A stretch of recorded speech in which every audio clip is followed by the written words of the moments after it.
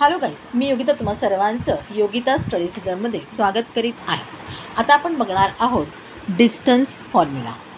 लक्षात ठेवण्यासारखी अगदी सोपी गोष्ट आहे. डिस्टन्स फॉर्म्युला म्हणजे काय की आपल्याला डिस्टन्स काढायचं आहे. आता एक गोष्ट लक्षात घ्या, आपल्याला एकदम सोपी गोष्ट आहे. पायथागोरस थेरम लक्षात आहे आपल्याला. AC² = AB² + BC². Same formula इथे वापरायचे. फक्त आपल्याला काय करावं लागेल, त्याच्यासाठी दोन कोऑर्डिनेट्सच्या मधला जो डिफरन्स आहे किंवा दोन नंबर्समधला जो काही डिफरन्स आहे तो काढावा लागेल आणि मग आपल्याला उत्तर मिळेल. तर लिहिताना आपण लिहिणार आहोत इथे hypotenuse = in the square root x² -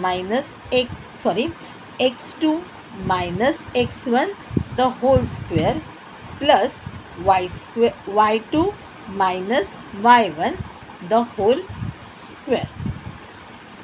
काय केलं आधी आपण x2 आणि x1 मधला डिफरन्स काढला, त्याचा स्क्वेअर केला.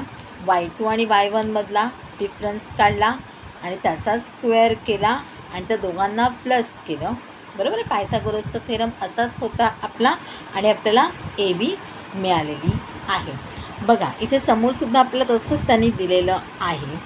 जर का स्क्वेअर दिलेला असेल आपल्याला तर बघा PQ² = x2 - x1 the whole square plus y2 - y1 the whole square किंवा x1 - x2 the whole square plus y1 - y2 the whole square.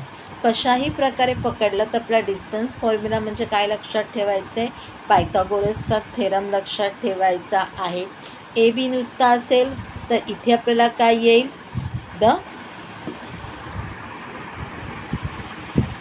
In the square route येईल.